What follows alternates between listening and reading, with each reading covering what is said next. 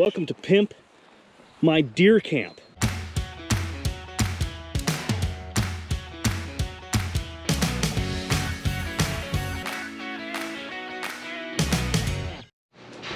What's up, everybody? Day three of Crescent Tool Pimp My Deer Camp. Oh my gosh. What? You don't find green. Like Craig. He bought two. I know he bought two. Here's where we're at. I'm tired. Deal with it. Countertops are almost in and done. So Rachel hiding back there and Adam hiding right there. They just oiled this stuff up, or sorry, buttered it up with butter with Walrus furniture butter. Walrus milk. Don't eat it. It's not actually butter, but this is all oiled up, ready to go, buttered up. I'm gonna say oil, but buttered up, so that we can actually install this tomorrow. So we took probably half the day today cutting and fitting all of this to make it look good. And while we were away at dinner, got a little bit of electrical work done, got some cans put in up there, got another under cabinet light over there. But all the cabinets are in and done, trimmed out. Ran into a fun little issue over there, but you know, it kind of is what it is. So this ceiling height is lower than what was figured when they ordered the cabinets. Oh wow, that looks way. And what I like to do is we're gonna pause this because a man just showed up and I wanted him to do with something and we'll record that. They're gonna have to tell me.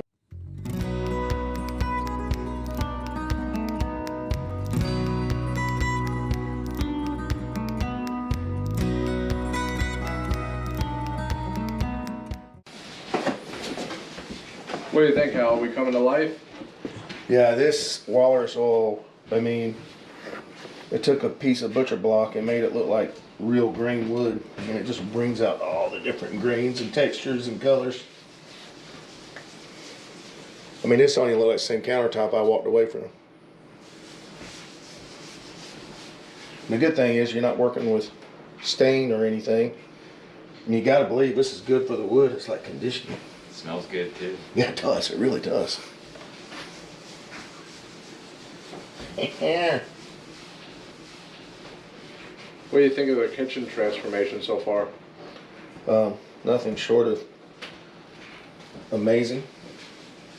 It's like you went to Disney World and come back in Magical Kingdom and visited your house. Think we're on par to finish for day 5? I think you need to ask these guys. Get the front edge to do too, huh? Because I'm nervous about it. I mean, we are seriously getting into the time crunch now, and down to the basically the last 48 hours. And if you look in this house, it doesn't look like you're 48 hours away. But to see what they've accomplished in the first 3 days, in the first 72 hours, then you begin to realize, okay, then we're on schedule and then we can finish this thing in 48, because where they've come in 72 hours is astounding. It's a 1 month to 45 day to 2 month job that you would be quoted if you had somebody come to your house. You know, it's a couple months to get that done. You know, for them to come in and do a total restoration like this of a house that was built in the 1920s, and here we are in the 2020s. That's 100 years. And to hit the curveballs and every surprise that we've hit over and over again, man, to do this in 72 hours. We set it out there. They said they could do it, and by gosh, they're showing us they can do it. So this ain't no good, right? Carrying on. Yeah, you find or like the floor or We had to shove this cabinet all the way up because the ceiling height didn't quite match up with what we had figured to be able to get that fridge in.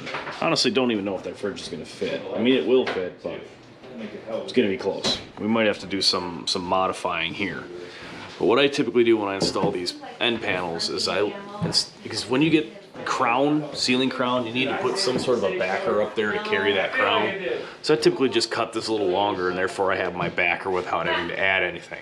Because it's kind of hard when you get these extended style end panels to tip it into place without actually hitting the ceiling. So I usually cut it just a little low, that way I can still tip it in. We got all the doors and the drawers on. It was good to go. Plumbing is still happening down there. Island is set and installed, looks awesome. Obviously the tops look fantastic right now. The roller soil is pretty cool. So tomorrow, Oh, don't forget your GoPro. next video, next day, plan is to install these countertops, actually screw them in place, screw them together because they're not screwed or glued there. Gotta screw this miter together, get that done, make sure all that stuff is solid and level, and then we're basically gonna start working on backsplash. So we have to wait on trim on this here window all the way around, which Rachel's supposed to work on hopefully tomorrow, where we can at least run backsplash, you know, from here and around, and we could drop it down and tie in and whatever, and then once she gets the trim done, we can continue on. But that's kind of the plan for the next day or two. It's gonna be fun, man. Still have to do trim up top. Still have to do crown. Because we were lacking that ceiling height, Kevin, the unofficial guy that's running the project, it's his project, came up with the idea we're actually going to rip the crown down. So it was a 2.5 inch stand, we're going to rip it down to a 2-inch stand. We might have to drop these doors all the way down so they kind of look like a full reveal door, even though they're half. Drop those down, that way you can get something to nail to up there. We can kind of play and cheat with that ceiling light up there. So we'll see. We'll see. It's gonna be interesting. Got a couple more days to do, and keep going while we can. Stay tuned. More to come.